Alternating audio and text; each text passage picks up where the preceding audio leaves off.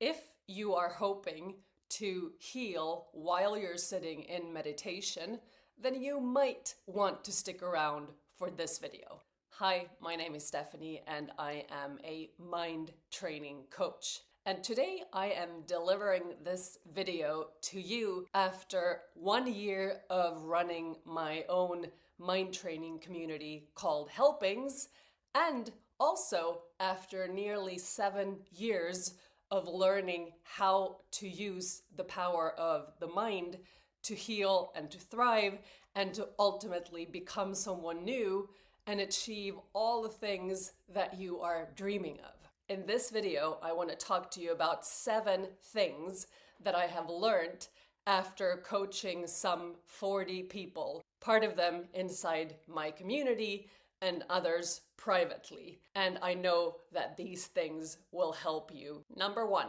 let's start with the elephant in the room. Meditation is absolutely essential. It's wonderful. It soothes your mind. It calms down your nervous system. It has so many benefits that I don't even have to talk you through.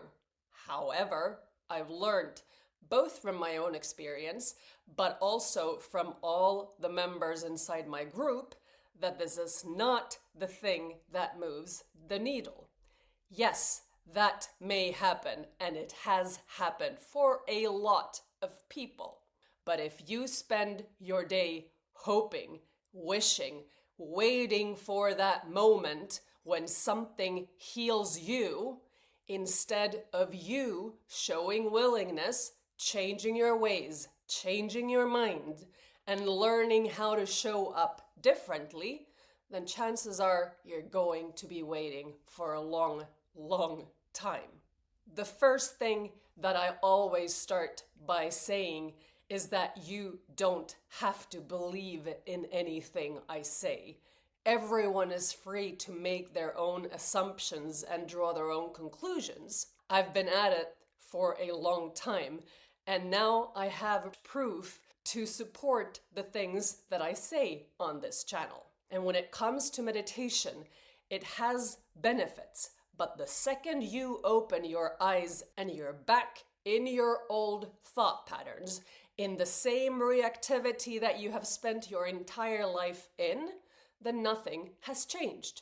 You may have felt like you were in frigging nirvana throughout your meditation. Maybe you saw some beings, maybe you saw light, maybe you went into a different dimension. That is cool. However, when you open your eyes, you're still back in your so-called life. And that's where the challenge is. If you keep reacting to the same people in the same way, if you keep doing things the same way, if you feel the same way when you wake up in the morning, then nothing has changed. And that is where your real power is. Your power is in the present moment. And unless you start doing something about that, unless you change your relationship with yourself and the world, then nothing will change. Which brings me to lesson number 2. All your power is in the present moment, in the now. There is a reason why Eckhart Tolle wrote a book called The Power of Now. That is your power. And unless you start becoming more aware of this particular moment, instead of spending the majority of your time and your energy on the past, then nothing can change. Because you, my friend, view the world through the lens of your past. Everything you see is something that you interpret based on what you have experienced so far. And if those experiences are predominantly negative, which is the case for most of us, because our mind likes to go and look at those moments, look at all the people, judge them, blame them, shame them, do all the things that your mind can do that anchors and chains you to the past. And if that's where you spend your so-called time, then you are going to have a shitty experience because you are not looking at the present moment. and you are not using the power that you have right now. Equally, as a side note, it doesn't help to be future-centric, because if you spend all your time in the future thinking about what might happen, worrying about what might happen, then you are not in the present moment. You are once again giving all your power away, and therefore you feel powerless. The trick is to train your mind into being so aware of what you're doing that you choose in which direction your mind moves. And when you do that, you start to see just how juicy this life can be. Lesson number 3. It is not about what you do, it is all about how you think. Most people approach change in the following way. They identify the problem, they come up with a long list of what to do about it, and then they start doing those things. Get rid of all the annoying people. Maybe you move country, maybe you change jobs, maybe you divorce somebody. There's a lot of stuff you can do to get rid of the problem. However, the problem you think is the problem is rarely the problem, because everything starts with a thought. And if everything starts with a thought, it also means that all the power you have is within your mind. And if you don't change the problem at its source, then you're not going to change the problem out in the real world, which is your life. So you want to become aware of how you are perceiving life, how you are thinking about people and places and the things that are happening around you. That is where your power is. And the one thing that actually proves that what I'm saying is true is that we have billions of examples in this world of people achieving one thing after another. Bigger, grander, greater, more money, more fame, more status. It does not matter what those things are, because as you're in that hamster wheel, you quickly start to notice that none of the achievements feel that good anymore. They are not satisfying because you are trying to fill a void with doing, and you have to start changing your perception of that so-called void by thinking differently. Lesson number 4. Here's the cool part, and the one thing that tends to change things and really move the needle for all of my clients once they get the significance of it. You have probably seen me talk about feeling good versus feeling bad, thinking positive thoughts versus thinking negative thoughts. That's all good. Anyone who thinks understands that idea. It goes way deeper than that. You have two thought systems that are like two parallel lanes, and you can choose either one at any given moment throughout your day. The right-minded, positive thought system is based on your guidance. Those are the thoughts that feel oh so good. That is the gentle whisper that is guiding you forward in life, that knows everything about you, and that is always leading you in the right direction, even if it doesn't always seem that way. That is the thought system that you want to pay attention to. And that's the thought system that you have to learn to pay attention to, because most people don't. How do I know? Because if you feel shit, if you're worried and anxious and not sure about what you're doing wrong, then rest assured you are not thinking right-minded thoughts. The other side, the negative thinking, the wrong-minded thinking, is ego-driven. The ego is feeding you a bunch of crap that you keep thinking. The problem is that most people identify with the ego. They think that they are thinking those thoughts. They think that they are a terrible person who thinks all sorts of shitty thoughts, even about the people they love the most, which brings up a lot of guilt, which you then try to push away. And that, my friend, is why you mostly feel really bad. Now, again, remember that choosing to think with the ego is a choice. You don't know that at this moment, or perhaps you do, and if so, hooray. But if you don't, then you will have to start to find a way to identify more with right-minded thoughts so that you choose not to think with the ego most of the time. Because that thinking gets you in trouble every single time. It's not just about me.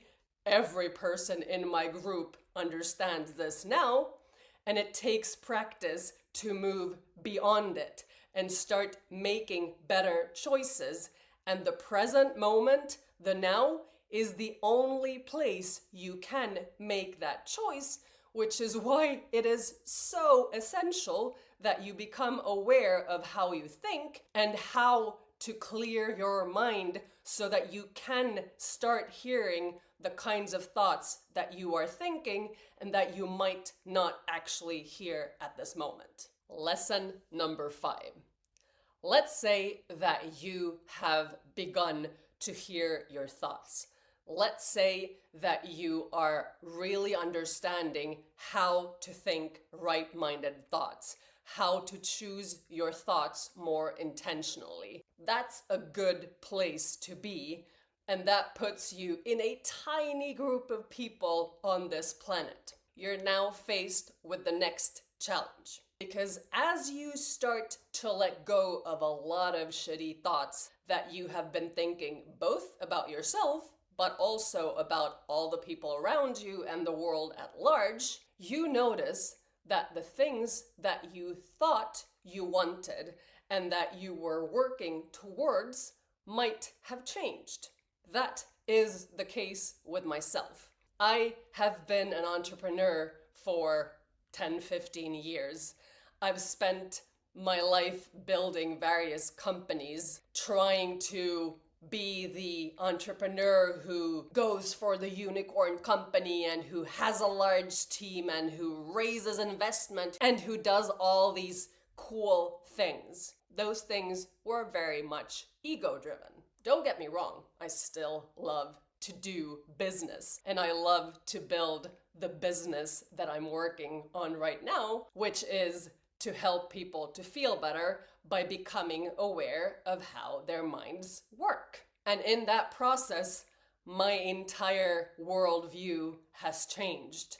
I'm no longer interested in the same things as I used to be interested in. That doesn't mean that I don't drink Earl Grey tea, because I still do. There are a lot of things that I no longer find interesting or that I simply don't want to chase. And that is the same thing with a lot of members inside my group who have spent a large part of their lives building something that they're very proud of. And yet, as they arrive at a certain point, their interests and their desires change. And that means that for a while you might feel a little lost. You might not know what it is that you want or what your purpose in life is.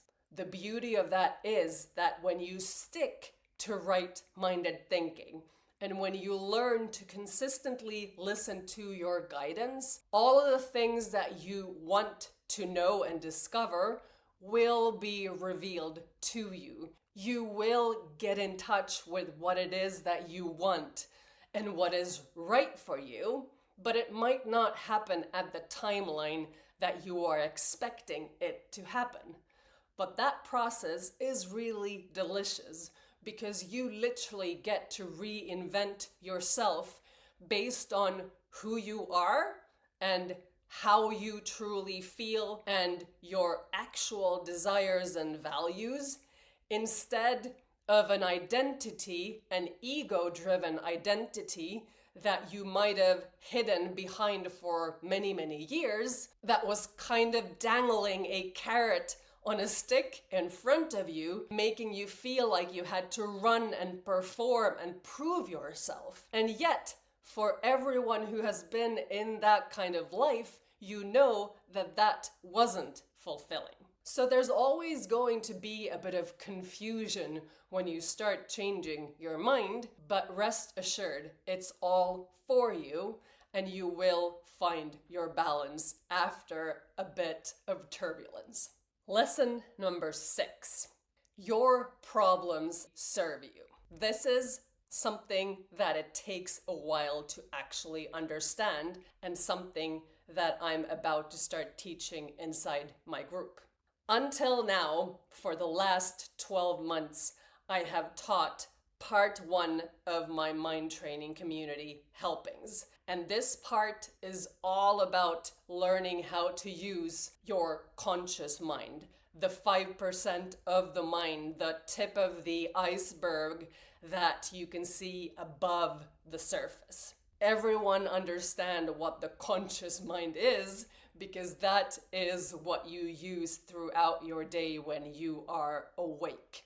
Some people hear their thoughts, others don't.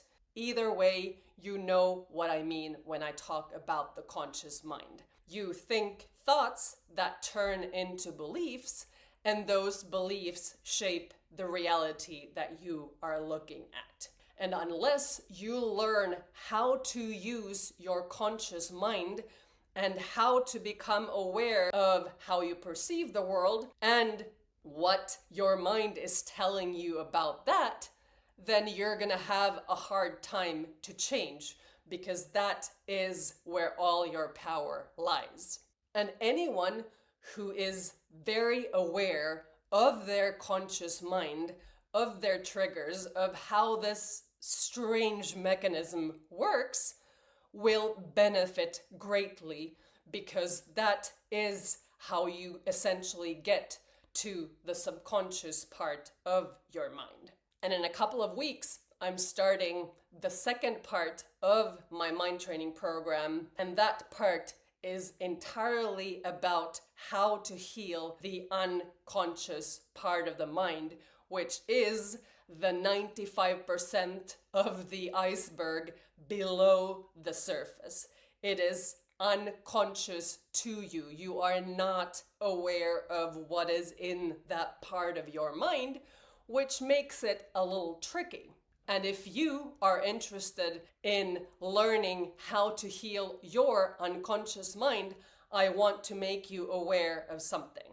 This year will be the last year when I teach what I am about to start teaching in a small private community, where I give a live class every single week and where the members can chat to me and ask questions. When this year is over, I won't be repeating this same model probably ever again, because it is an intense way of teaching and it works really well, because the hardest thing about change is to not get triggered by your environment and to stay focused even when you're having really rough days. And what I've seen during the last 12 months is that the group setting is perfect for that.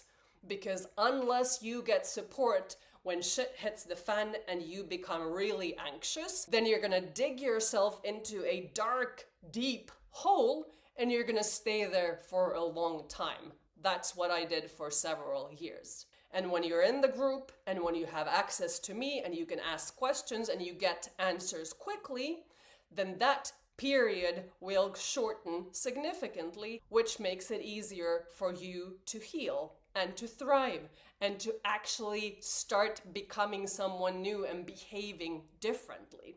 So if you're interested in joining Helpings now, then I'll leave a link down below where you can sign up and get the details. And when you realize that all your power, that your entire way out of your problems and into freedom are actually directly linked, tied to the people that bother you the most, then you will actually discover and learn a skill that sets you up for success and that frees you for life. That is the coolest part about what I am about to teach. And it's something that you cannot understand unless you do a bit of work on yourself first, because if you can't hear your thoughts, and if you're so busy making everyone else wrong, lashing out at people, blaming them, shaming them, being so angry with everyone else because they are the reason that you feel shitty, then nothing can change ever. You have to start learning how to take responsibility for your own life. Now listen up, because this is really important. The best part about everything I teach is this: you don't have to talk to a single person that you are having issues with. You do not have to do anything about them. You will not have to go to them and give them some grand spiel about how you have perceived them in the wrong way. Don't do that. Please don't do that. What you do have to do is change your mind about them. Sounds simple, but it's not. It's not that easy, because you tend to get triggered in that process, which is what I teach. And when you start doing it, and when you really understand how it works, then you are going to get less triggered, and you're actually going to be, wait for it, humored by everything that is going on in your life. Because things are not as serious as they appear to be. And if you spend your day so preoccupied with how horrible this world is and how horrible your situation is, then you're not gonna find your way out of it. Lesson number 7. There is no time. Every single person who I have worked with has a very clear idea of what their journey will look like. They have assigned a certain amount of time for this little project that they are about to take on. Let's say that they have been sick for 7 years with something that the doctors have deemed incurable. They have done all the things on a physical level, tried the medicines, tried the creams, all the things, and nothing. Then they find me, and I start to teach them how to change their minds. Again, all of this is done on the level of the mind. I do not tell people to go out and do stuff. In fact, I have no opinions whatsoever about that unless they specifically ask me. But it doesn't matter what you're already doing. You could take any medicine, you could be in any other program or do whatever the hell you want to do. You can still change your mind exactly at the same time. That's the beauty of this work. And then a couple of months pass by, they are becoming more aware of how they're thinking, they understand why they get themselves into trouble, but now they expect a big bang, a massive healing. They expect some magical power to just shine down on them and just fix everything in an instant. This is what most people are just waiting for. Where is it? Why hasn't that appeared? What am I missing? They ask me. That is so illogical. And I say that with so much love because everyone's intention is completely right. Of course you want the results. Of course you want to see change. However, how do you expect to achieve that when you don't even believe in what it is that I'm teaching? That is also a thing. Most people who join my program understand what I say. They really like the way it feels, because what I teach is supposed to feel good for you. That is what everything is based on. And yet, it takes quite a while for you to stop believing in the shit that you currently believe in, which is disease and misery and being a victim of the world where anything has the power to hurt you and attack you. That's how most people feel. And if that's your state of mind, then that needs to be changed. Your thought system needs to be replaced with another one. Remember, positive right-minded thought system versus a negative wrong-minded ego-driven thought system. Those are two separate things. And since you are mostly thinking negative thoughts, which turn into negative, not helpful beliefs, then you will have to switch consistently to right-minded thinking to actually start to change your beliefs. And unfortunately, it takes way longer to change a belief than you would expect. Why? Because that's exactly what you believe in. So you start to get results once you learn to relax a little bit, to allow the process to carry you and to get acquainted with the guidance that is there for you, that is always having your back, whether you believe in it or not, which again proves my point in terms of beliefs being the one thing that you need to look at if you want to change your life. So those were the 7 things that I have learned this year. And if you want to jump in and join Helpings while you still can, and while you still have me there every single week, then I will leave a link down below where you can sign up and get the details for my program. Thank you so much for watching. Please like this video and subscribe to my channel if you haven't already. Sending you so much love as always.